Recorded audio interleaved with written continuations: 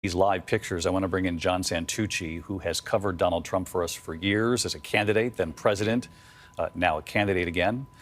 And John, when you hear that the former president is traveling alone in this motorcade, take us into his thought process and what's played out so far today. And the other question for you, John, people at home are really going to want to know, does the former president understand, recognize the weight of what is playing out here today? We know what he's saying publicly, but privately, does he understand the weight of this? Well, David, I'll go in that order with you. So on the latter question to you, he absolutely understands the weight of this. I think Donald Trump was stunned, stupefied was the word I heard when that target letter arrived just 2 weeks ago to his lawyers late on a Sunday night. This was the case, David, that he was told repeatedly, this is not going to hit you. Don't worry about this one. So the fact that these charges were brought, the fact that Donald Trump is heading to D.C. right now, Donald Trump himself truly, from what I hear, David, cannot believe it. Now, as far as Donald Trump's day today, rather routine. As one person said to me,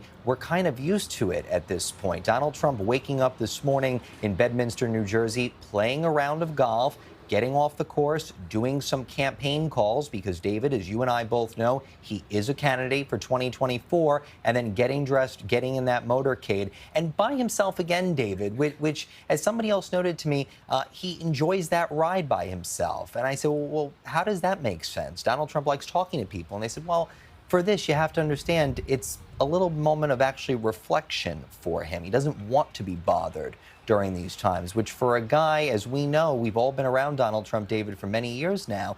Donald Trump likes feeding off the people around him. He likes asking people for their opinions. So to think that he's alone right now, yet again, every time we do this, David, we say it's astonishing, but yet again, the word is valid. It is just astonishing. That is striking to hear from some who are close to the former president that he actually enjoys traveling alone, what John Santucci just reported here, but also that the former president certainly knows the weight of what is playing out today. In fact, John had reported before, along with the rest of our team, that the former president believed charges were coming in the Mar-a-Lago case, but thought somehow that they would skirt charges related to trying to overturn the election related to January 6th, that somehow that would not happen. But once that target letter arrived, it was painfully clear to them that charges were in fact coming.